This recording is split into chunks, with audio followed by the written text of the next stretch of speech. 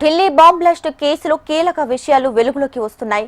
ఫరీదాబాద్ మాడ్యూల్పై లోతుగా విచారణ జరపగా టర్కీతో లింకులు ఉన్నట్లు వెల్లడైంది.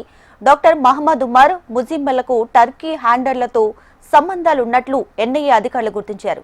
ఈ ఏడాది ప్రారంభంలో టర్కీలో ఉమర్ ముజిమ్మల్ పర్యటించారని పేర్కొన్నారు.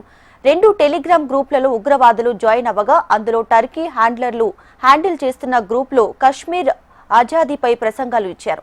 ఈ గ్రూప్లోనే భారత్లో వివిధ ప్రాంతాలలో దాడులు చేయాలని టర్కీ హ్యాండ్లర్లు ప్లాన్ చేశారు. అందుకు తగిన డైరెక్షన్లను ఉగ్రవాదులు ఉమర్ ముజిమ్మల్కు ఇచ్చారు.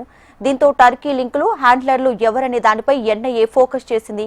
మరోవైపు ఈ ఇద్దరు ఉగ్రవాదులు ఫరీదాబాద్ అల్ ఫలా యూనివర్సిటీకి చెందిన వారు కావడంతో ఆ యూనివర్సిటీపై ఎన్ఐఏ నిఘా పెట్టింది. ఉగ్రవాదులకు కేంద్రంగా యూనివర్సిటీ ఎలా మారిందన్న దానిపై దర్యాప్తు చేసేందుకు సిద్ధమైంది. త్వరలోనే ఎన్ఐఏ అధికారులు యూనివర్సిటీకి వెళ్లి ఉమర్ ముజిమ్మల్కు సంబంధించిన విషయాలపై విచారించబోతున్నారు.